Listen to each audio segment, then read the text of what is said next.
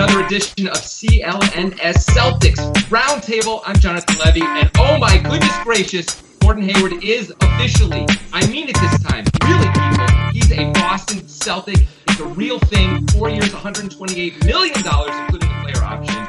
And we're powered by CLNS Media, and we aren't just powered by it. We have the godfather of CLNS Media, Nick Gelso, in the house on the roundtable for the first time. We're also joined by, of course, Jonathan Ignall and Sam Sheehan, capologist. This is an incredible group on an incredible day for the Celtics. 2 big free agent signings in the last 2 years. I say everyone can stuff it who says they can't sign a big free agent. But let's go to the godfather himself, Mr. Gelso. What do you think about the signing? What a day. Finally, fireworks, guys, right? 3 years later. And for the second straight year on the 4th of July week, Danny Ainge pulled out a free agent. This one's a big one. Gordon Hayward. Seemed like we've all been waiting for this, right?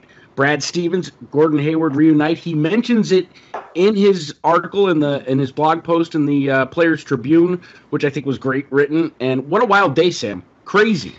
It's a big one. I mean, the first time it was great. If any time, it's the second time was even better. Things were a little touch and go for me in the middle there. I blacked out. I woke up in Prospect Park with blood all over my hands. I don't know whose it was, but Gordon Hayward is a Boston Celtic now. And boy, those fired are they? I don't know. Man, I'm having a hard time hearing them. I guess over the sound of the Celtics becoming launching themselves into the the same class as the Cleveland Cavaliers, and I do mean that. The Cavaliers are going to be hard pressed against attacks. They're currently running a ghost ship over there. Dan Gilbert can't get anyone to take that job as the GM, and we might have a LeBron James departure imminent. So Cleveland, maybe they right the ship, maybe they settle down, But the Celtics have added the number 3 overall pick and Gordon Hayward to a team that was already good, and now they also have draft pick ammo to further improve the team if it so behooves them during the year. I think the Celtics have now put themselves, if anything, a lot closer to the Cleveland Cavaliers and a lot further away from the rest of the East. I wouldn't take them out of any finals conversation that might be happening. I mean, that's the way I see it, too, is the Celtics at this point, adding Hayward a couple more pieces. Danny's already trying to move around. You hear the rumors already. We'll touch on that in the second part of the show, part 2. But that a couple moves, and the Celtics could compete with Cleveland. They could take it to 7 games. Not that they'd be favored, but get in a Game 7, Jonathan, and anything's possible.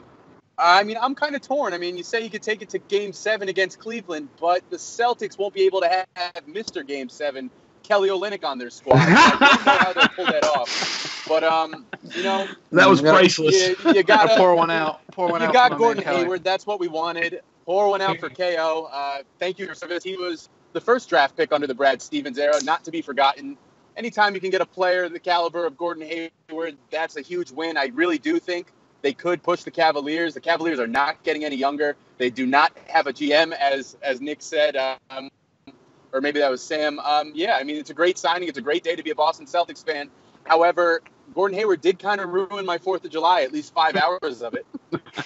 Different kind of ruin, though. Last year, Durant was punking. He's dumping us. Durant was going to the Warriors. That really ruined the 4th of July. At least this year, we have something to celebrate. There was so much irrational anger by Celtics fans over the last 6 hours or so. Yeah. Like anger at Gordon Hayward for the press tweeting things somehow. It got a little crazy. I can understand why Utah fans would be absolutely heartbroken about this. They were really starting to come together as a team. They finally made the playoffs, first time in 5 years, I believe. And now they're going to have to kind of start, not from scratch, but close to it. Hayward brings so much to the table. He's a very underrated defender. He's super long, but he can still defend the perimeter quite well. He shot 39% from three-point range. He's one of the best scorers in multiple different formations and sets. He can score from the pick and roll. He can distribute from the pick and roll. He's great at catch and shoot. He can basically score from anywhere. He's in the top 20 percentile all across the NBA in almost every possible shooting type category. It's really an extraordinary ad for the Celtics. And the thing that makes it so sweet is Ainge did this without giving up any of those assets. They still have the whole cupboard full of assets. We got 2 big draft picks still. We got the youngsters still in tow as well. Celtics can do kind of anything they want. They can keep competing now and build towards a stronger tomorrow, or they can build to it for a stronger today by trading some of these pieces in day one. It's incredibly exciting. We can go anywhere, but we're really good right now and can be really good later too. It's awesome. Right. I do feel for the Utah Jazz fans. I mean, they're a great fan base, and it's not fun to lose your superstar. I have a lot of respect for those Utah Jazz fans, and my heart goes out to them. However, I will gloat in the face of every Miami Heat fan. Yes. You guys can walk on out the door. Goodbye. You can't. I'm sorry that he didn't want to join a non-playoff team. Would rather join the number 1 seed in the East. That's too bad. Who could have seen that coming? Oh wait, everyone. Sorry, Pat Riley. I think this is going to be we're going to see the Celtics really adding Gordon Hayward. This is a big move for Gordon Hayward too. He's going to go from, I believe he's never made an All-Star game, correct? He did last year. He did last year. Okay, yeah. One. But I think by virtue of I think during the next 2 years we're going to see we're going to see him kind of be a shoo-in over these next few years in the All-Star game with a much thinner wing depth in the in the East, especially now that Paul George and Jimmy Butler are out west. So that's just an added bonus for Gordon Hayward that he can kind of put himself in, as market himself as an all-star and someone, who makes that with a little bit more regularity versus, the more competitive front courts and wing positions that happen in the West. So another just added benefit for Gordon Hayward coming out here to the, suddenly very, very weak but top-heavy Eastern Conference. As you mentioned about the East and Hayward transitioning to the Eastern Conference, should be an easy transition. One thing I don't know that I'm concerned about, but to watch out for would be Gordon's transition from small market to semi-major market. Boston is a sports town, sports media. There's going to be more ups and downs, more jibs and jabs at him, and he's going to have to really have thick skin. Now, I don't know how tough the kid is other than seeing him on the basketball court, but I see how, in reading today, decisions don't come lightly to him. So I think words mean something, and that's going to be a transition as well. He's a professional. He'll make the transition. It is nice to have Brad Stevens there, sort of like the safety blanket all the time, so he's got somebody he knows he can talk to, someone he trusts. So even if it feels at times like, the media maybe isn't doing what he wants or reporting the way he wants them to. Although I expect the media is going to be pretty great because the Celtics are going to be good, guys. I think they were fairly called, a terrible or maybe the worst number 1 seed of all time this last season. I think that was reasonable. They kind of showed that, how they got blown out in the Eastern Conference Finals. But this is no longer the case, right? They are a legitimate threat to the number 1 seed now for the next, not just this year, but for the next several years. And 55, 56, 57 wins feels very reasonable, at least to me. You guys see that too? I think they still need a rim protector. I mean, they're going to win as many games, if not more, but that need in the paint is huge. It is a glaring deficiency. Mm-hmm. I think that with health, I don't know if I want to put that slam dunk. The Celtics got pretty lucky with health, particularly with the health of Isaiah Thomas. They were very reliant on Isaiah Thomas last year. By virtue of bringing in Hayward, they will be less reliant on Isaiah Thomas, for better or for worse. And I think that we could see that help Isaiah or hurt Isaiah. I'm not really sure what that dynamic will be. I'm guessing it will help him. I think we saw Isaiah make a leap to MVP vote getter when you brought in Al Horford and gave him a little bit more spacing and just not, teams just able to key off him every time. So I think that will definitely sort of help the team. But I also think, I've been seeing some people say that wings need to go out because Gordon Hayward plays small forward in addition to Jay Crowder, and it's the natural position of Jaylen Brown and Jason Tatum. I totally disagree with that sentiment. I do too. I think that you do not need in today's NBA, wings are so valuable. Particularly, I think Jason Tatum's eventual position in the modern NBA is going to be a swing four, where a guy who will can play 3, but will be at his most effective in 4 in some lineups. Kind of like Paul Millsap, who started out at the 3 and ended up at the 4 near the end of his career. And Jaylen Brown, we saw him play, quite frankly, better than Avery Bradley did when he took over for him at the 2. And that bared out when you look at all the starting lineup data of, Avery Bradley versus, Jaylen Brown. So we know Jaylen can play the two effectively against starters. So I think that is an overblown thing. I do not think the Celtics should move any of their wings. It's like saying they have too much gold. They need to move it for copper. Sam, and I think Danny Ainge, if he was listening, he'd agree with you, I think, because I think the Celtics are leading the charge, along with a couple other, Golden State, obviously, but in this positionless NBA. And it's the way of the future, and the Celtics are leading that charge, and I agree with you. I think they need a big, but I don't think they necessarily are. They need somebody who could play big. You see what I'm saying? Yeah, right.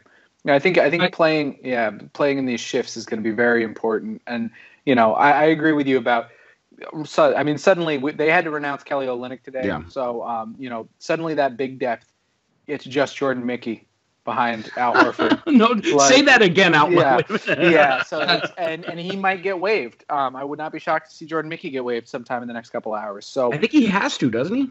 Yeah. Well, we'll talk about that a little bit more in part two about where all the landing spots are. But Al Horford and Zizic are the only true bigs currently under contract right now. And if you're someone who's expecting a rookie Zizic to come in and immediately make a difference hopefully that would be great. But let's not. Might put the pressure on him. Pump the brakes. Let's pump the brakes, everyone. Sorry, guys. You may not want to put any pressure on Zizic, but one group of people who are not afraid of pressure at all is HelloFresh. Because each week they create new delicious recipes with step-by-step instructions designed to take around 30 minutes, so that everyone from novices to seasoned home cooks short on time can make tasty meals. HelloFresh sources the finest ingredients, measured to the exact quantities needed, so there's no food waste. That's important. And employ two, not one, but two full-time registered dietitians on staff who review each recipe to ensure it's nutritionally balanced. They deliver food to your doorstep in a recyclable insulated box for free. I mean, these guys think of everything. Are you kidding me? And now they're offering light spring meals and have just introduced breakfast options. Loyal viewers and listeners of CLNS Media get a very special offer right now. Use the promo code, BEAT30 for $30 off your first week of HelloFresh. Again, support the Celtics Roundtable and try HelloFresh for free. Simply visit HelloFresh.com and enter the promo code BEAT30. Now we're going to come back to the Roundtable. Guys, we've been talking about the different players and how this might impact some guys. Who do you think, if you think about like the rookies, I'm thinking maybe Jaylen, he's not a rookie. Like, how do you think bringing Gordon Hayward in impacts him? Because he does well with the extra space. And I'm thinking Gordon Hayward being this great three-point shooter, being such a threat, may really open up some stuff for Jaylen. Do you agree with that? We're seeing what Jaylen Brown can do when he is against weak diamonds here in the Summer League and just how dominant he looks. And if you are lining Jaylen Brown up with Isaiah Thomas, Gordon Hayward, and Al Horford, he is going to get a weak assignment on most NBA teams because those three guys are going to command a lot of attention. And Jaylen Brown is not someone, you need to have. He is a dominant physical presence. And he's trending towards more than that, but at the very least, he is a dominant physical presence right now. And that's tough for a lot of NBA guys to handle. Like, he's got the corner three threat. He's got the quickness to drive by you, and he's got, the strength to, finish over you or put you on those back. Some of those, those mid-range floaters we've seen him lay down. Jaylen probably, I would think, maybe stands to benefit the most of anyone on the team, with maybe the possible exception of Al and IT, sort of just things getting a little bit easier for those guys. But I really think that if Jaylen, I don't want to put too much pressure on Jaylen or set expectations too high, but he and Marcus would be the guys I would be looking for a leap out of this year. Marcus, he's been in the league a little bit longer, so it's less likely in his case. But, Jaylen, I think if Jaylen were to make a leap next year, that would sort of get the Celtics into that thing where maybe you can start talking about maybe even 60 wins or high 50s if he were to make, some sort of leap. I don't know. Nick, what's your take on Jaylen Brown and where he's going? Yeah, I'm echoing everything you're saying because I feel the same way. I mean, just even it's one Summer League game and it's Summer League. But watching Jaylen Brown yesterday play, and I watched the game again today just to kind of go through.